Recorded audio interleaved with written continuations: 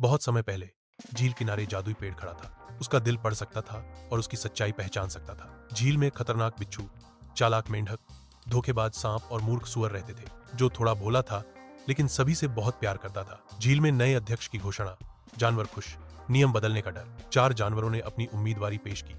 बिच्छू ने कहा, मेरी ताकत से मैं झील की रक्षा करूंगा। मेंढक बोला, मेरी चालाकी से मैं सभी समस्याएं हल करूंगा। सांप मुस्कुराया, मैं सबके साथ मिलकर काम करूंगा। लेकिन उसकी मुस्कान में छुपा था झूठ। और अंत में सुअर बोला, मुझे नहीं पता मैं क्या करूंगा, लेकिन मैं सबका दोस्त बनना चाहता हूं। सब जानवरों को मतदान का दिन मिला।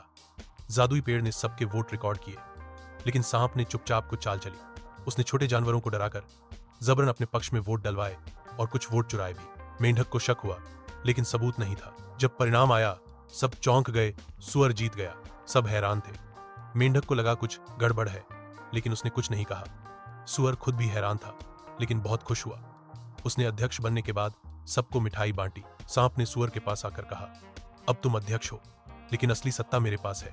तुम्हें वही करना होगा जो मैं कहूं। सुअर डर गया, लेकिन सहमत हो गया। कुछ ही दिनों में झील में अजीब नियम बनने लगे। खेल बंद हो गए, खाना कम बंटा और सांप के दोस्त ही हर जगह दिखने लगे। मेंढक ने बिच्छू से बात की। बिच्छू को गुस्सा आया। अब बहुत हो गया। उसने कहा, हमें इस धोखेबाजी का अंत करना होगा। एक रात बिच्छू, मेंढक और कुछ अन्य जानवर जादुई पेड़ के पास गए और सच्चाई जाननी चाहिए। पेड़ ने अपनी रोशनी फैलाई और सब दिखा दिया सांप की चालें, झूठे वोट और डर की राजनीति। अगले दिन मेंढक ने सभा बुलाई और सच्चाई सबके सामने रखी। सुअर रो पड़ा, मुझे माफ कर दो, मुझे नहीं पता था मैं क्या कर रहा हूं। सांप ने मुझे डराया था। सांप गुस्से में फुफकारा, लेकिन बिच्छू ने रास्ता रोका। अब झील में कोई डर नहीं चलेगा। सांप को झील से बाहर कर दिया गया। सबने फिर से चुनाव की मांग की।